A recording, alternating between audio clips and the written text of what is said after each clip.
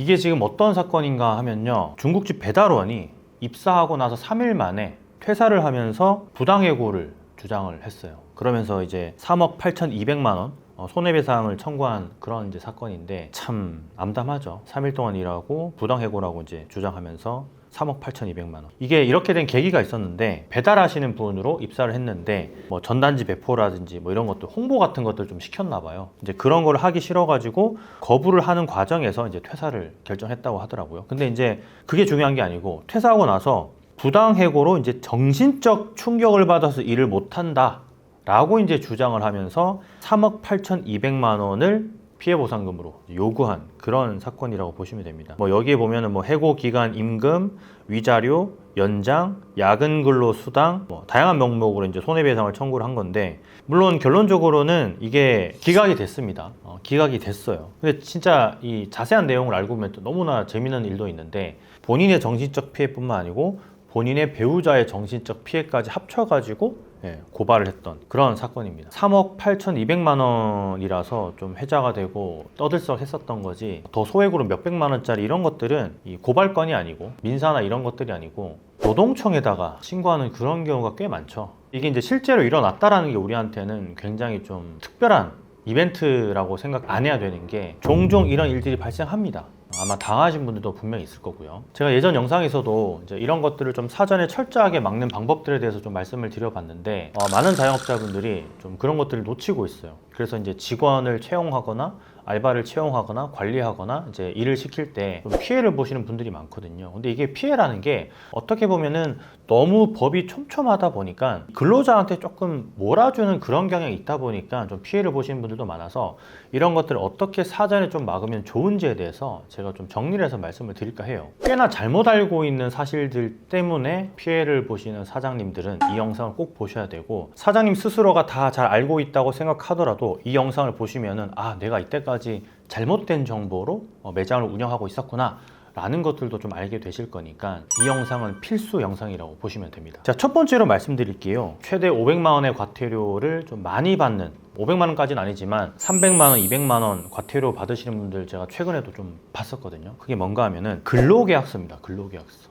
이 근로계약서를 요즘에는 다 작성들은 합니다. 다 작성들은 하는데, 이 작성하는 시기에 따라서 문제가 되는 경우가 많아요. 예를 들자면 근로계약서의 작성 시일은 근로를 하기 전입니다. 그러니까 근로를 하고 나서 근로계약서를 적게 되면 나중에 피해를 보실 수가 있어요. 근데 이런 경우 많죠. 근무하는 첫날에 와가지고 근로계약서를 적는다. 보통 이렇게 생각들을 하시죠. 이게 법도 지키는 거라고 생각들을 하시는데요. 아닙니다.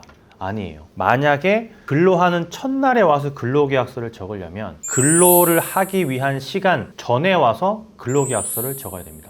나중에 또 다른 이야기가 나올 수 있어요. 실제로 첫날에 와서 근로계약서를 적었는데 근로시간이 지나고 나서 적었다는 이유로 과태료를 내신 분들이 있어요. 그렇기 때문에 이건 명확하게 하셔야 됩니다. 아니면 출근하기로 결정하고 나서 하루 전날에 한 번 더 와가지고 근로계약서를 적든지, 근로를 만약에 오후 5시부터 하기로 했다 그러면 4시쯤, 4시 30분쯤 와가지고 근로계약서를 적어야 되는 거죠. 이게 노동청에서도 거의 보면은 근로자 편이기 때문에, 이제 알바생들, 직원들 편이기 때문에 사장님들은 이런 것들을 철저하게 지켜야 될 필요가 있어요. 분쟁이 발생하지 않으면은 뭐 근로 첫날에 적든 근로하고 나서 하루 있다가 적든 아무 상관이 없는데요. 분쟁이 발생하면은 위험해질 수 있기 때문에 이런 것들을 지키셔야 한다고 제가 말씀을 드리고 있는 겁니다. 그리고 가끔 가다가 그런 분들도 있어요. 이분은 뭐 알바니까 안 적어도 되지 않나? 며칠 일하고 안 할 건데 안 적어도 되지 않나? 우리 가족인데 굳이 뭐 내 지인인데 안 적어도 되지 않나?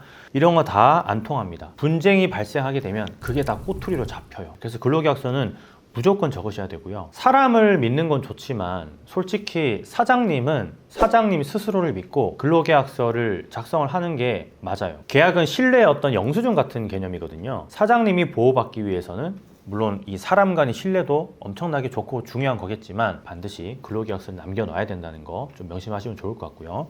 자, 두 번째는, 이거 진짜 두 번째가 어제도 지금 이 문제 때문에 지금 골치 아파진 사장님들하고 좀 얘기를 하다 왔는데, 주휴수당, 그리고 연장 근무수당, 또 야간수당, 이 수당에 관련된 것들입니다. 이거 잘못 알고 계신 분들 진짜 많은데요. 주휴수당은 이제 뭐 너무나 다들 잘 알고 있죠. 저도 이제 주휴수당이 꼭 필요할까 그런 생각을 좀 많이들 하는데요.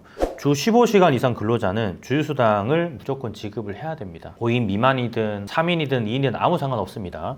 연장 근로에 대해서 개념이 많이 없으신 분들 많아요. 그리고 야간 수당에 대해서도 개념이 없으신 분들이 많은데, 연장 근로는, 그리고 야간 근로 수당은 통상임금의 1.5배입니다. 통상임금의 0.5배 추가가 됩니다. 그러니까 예를 들자면 야간수당 같은 경우는 밤 10시부터 아침 6시까지거든요. 이때는 다 야간수당이 지급돼야 되는 시간대인 거예요. 근데 이게 지금 안 지켜지고 있는 매장들이 워낙에 많죠. 그리고 연장이랑 야간이랑 중복이 되느냐, 이것도 좀 헷갈려 하시는 분들이 많은데 중복이 됩니다. 그래서 추가로 지급하셔야 돼요. 그럼 어떻게 되냐? 통상임금 곱하기 1.5배 연장이죠. 거기다가 더하기 통상임금 곱하기 0.5배 야간이니까 총 2배를 지급하셔야 되는 거예요. 그러니까 연장 근로수당에 야간수당까지 합치면은 2배로 우리가 시급이 나간다고 생각을 하셔야 된다는 거죠. 그래서 그 술집 운영하시는 분들이 좀 호프집이라든지 아니면 뭐 실내 포장마차라든지 밤에 이제 운영하는 그런 업장들은 야간수당 무조건 지급이 돼야 되는데 놓치고 있습니다. 그래서 이제 근로계약서에 이런 것들을 명시해가지고 시급을 책정해서 주게 되면은 나중에 이제 문제 시십에서 좀 벗어날 수 있는데요. 바로 야간수당 포함이라는 문구를 좀 명시를 해야 됩니다. 그런데 야간수당 포함이라고 해놓고 야간수당이 안 들어가 있으면 안 되겠죠. 당연히 들어가 있어야겠죠. 그리고 이런 경우도 있습니다. 그 베이커리 카페 운영하시는 분인데 월급제로 300만 원의 직원을 채용해가지고 쓰셨거든요. 근데 근로시간이 주에 한 52시간 정도 되셨어요. 그러면 계산을 해보면 시급이 8,500원밖에 안 되는 거예요. 주 52시간으로 300만 원을 계산을 해보면. 그러면 이건 최저임금법 위반입니다. 월급제라고 해도 이 최저임금을 충족시켜줘야 되는 의무가 있거든요. 이분 그때 그래가지고 나중에 그 직원한테 1,200만 원 추가로 지급을 했습니다. 그때까지 이제 지급 못한 것까지 다 포함을 해가지고 합의금까지 다 포함을 해가지고. 주휴수당에 대해서는 많이들 아시는데 연장수당이나 그다음에 야간수당에 대해서는 다들 그냥 뭐 쉬쉬하는 분위기라서 이런 것들을 꼬치꼬치 만약에 직원이나 알바들이 얘기를 한다면 문제의 소지가 될 수 있다는 거죠. 그래서 장산후 건물주다에서 진짜 자영업에 특화된 그 노무사분을 모시고 특강을 진행한 적이 있거든요. 거기 보면은 이런 아주 자세한 사례랑 내용들이 나오니까 그 내용을 좀 보시고 좀 참고를 하시면 좋을 것 같아요. 제가 고정 댓글에다가 그 강의 링크는 좀 달아 놓을게요. 그리고 세 번째는 이것도 사장님들이 많이 놓치는 건데요. 직원이 5명 이상이면 법적 책임이 진짜 거의 한 2배로 증가합니다. 상시 근로자 기준이거든요.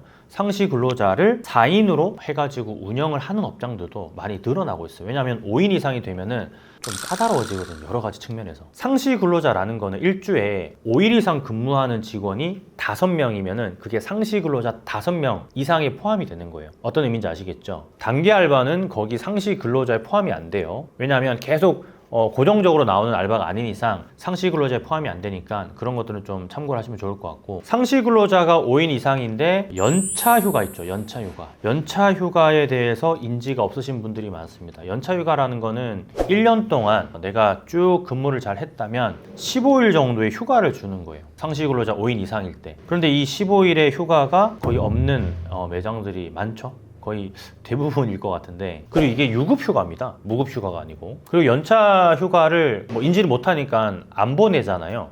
그리고 직원도 까먹잖아요. 그러면 그게 다 연차 수당으로 계산이 돼가지고 나중에 이거 노동청에 신고하면 그 연차 수당 다 줘야 됩니다. 합의금도 추가로 또 줘야 될 수도 있어요. 서울의 강서구에서 한 여직원이 연차 한 번도 못 쓰고 근무를 했던 적이 있어가지고 그분이 하루에 뭐 한 8만 원에서 9만 원 정도 받았던 그런 업무를 하셨는데 150만 원 정도 지급 결정이 나가지고 지급했던 그런 사례가 있었어요. 뭐 이때는 그 사장님하고 관계가 좋아가지고 계속 다니긴 했었거든요.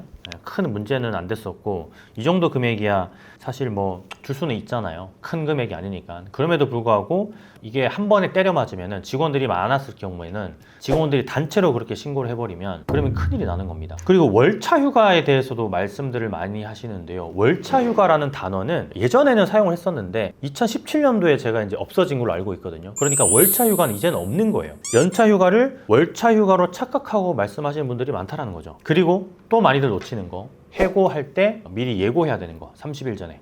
이거는 거의 대부분이 많이들 놓치고 있는 거라서 나중에라도 이 직원분이 노동청에 신고를 하게 되면 그때는 진짜 돌이킬 수가 없습니다. 예를 들면 뭐 시급이 지금은 10,000원이 넘지만 시급이 10,000원이라고 치고 하루에 8시간 근무를 했는데 이분을 만약에 내가 마음에 안 들어서 더 이상 우리 매장에서 근무하는 게 우리 매장에 도움이 안 될 것 같아서 뭐 내일이나 모레쯤 못 나오게 한다. 그러면은 이분한테 하루에 8시간이니까 8만 원이죠. 8만 원 곱하기 30 해가지고 240만 원을 미리 줘야 됩니다. 해고에 대해서 30일 전에 예고를 하지 않았기 때문에. 그러니까 이것도 좀 잘 따져가면서 근로계약서도 작성하고 또 퇴사시킬 때도 잘 해야 되는 거겠죠. 인천에 있는 미용실도 6명 그때 직원이 있었는데 1명을 해고했거든요. 그날 막 직원들끼리 싸워가지고 2명 다 뭐 그만두니 많이 하다가 그냥 원장님께서 평소에 마음에 안 들던 직원을 자른 적이 있는데, 그 친구가 이제 부당해고 신고를 해가지고 이제 복직을 하니 많이 하다가 그냥 돈을 받고 나간 경우가 있는데, 그 돈이 무려 4개월치 급여를 받는 걸로 하고 그만두기로 했었어요. 이런 건 한번 잘못 걸려들면은 몇백만 원 나가는 거는 우스운 일이기 때문에 참 조심해야겠죠. 네 번째로 알려드릴 게 계약직을 활용하는 겁니다. 계약직 활용이라는 게 어떤 건가 하면, 처음에 계약할 때 한 1개월에서 3개월 단위로 단기 계약을 진행을 하는 거예요. 단기 계약. 정규직이 아니고 계약직인 거죠. 그리고 나서 평가를 통해서 정직원으로 채용을 하는 그런 개념을 말하는 겁니다. 그렇게 되면 이 친구가 좀 마음에 안 들면은 계약 기간 안에만 끝나고 다음 달이면은 계약이 종료되는 거니까 그 전에 미리 직원을 구할 수가 있는 거예요. 그렇게 되면 계약 종료가 되는 거니까 내가 해고 예고를 할 이유가 없는 거죠. 근데 이것도 놓치면 안 되는 게, 계약 기간을 3개월이라고 해놓고 1개월 일했는데 내가 내일부터 안 나오시면 될 것 같습니다, 이렇게 하는 것도 해고 예고에 포함이 됩니다.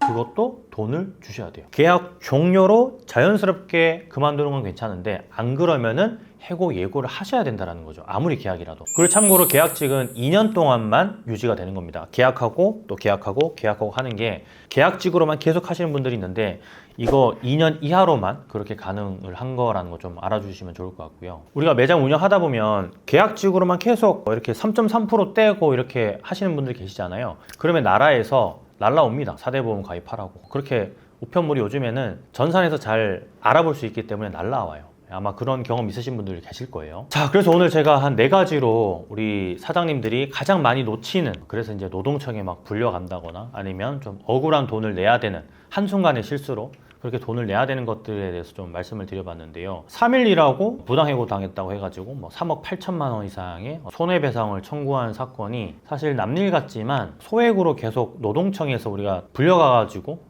합의를 하거나 돈을 지급하는 경우는 정말 많습니다. 아마 자영업을 해보신 분들은 아실 테고, 지금 하고 계시는 분들도 노동청이랑 통화를 하거나 직접 이제 가신 분들도 계실 텐데, 이런 것들이 자영업의 어떤 좀 서름인 것 같아요. 시스템이 없다거나 하면서 좀 직원 관리를 제대로 못하는 부분, 잘 알지 못하니까 못하는 거거든요. 그래서 이런 것들을 좀 필히 공부를 좀 하시고, 그리고 자영업을 계속 영위해 나가시면 좋을 것 같습니다. 혹시 사장님들 중에서 저는 이런 상황이 있었는데 이렇게 해결했다 하는 게 있으시면 좀 댓글로 남겨주세요. 그럼 다른 분들도 보고 좀 참고를 할 수 있으니까요. 그럼 좋아요로 보답 부탁드리고요. 건프로 들어가겠습니다. 감사합니다. 많이 파세요.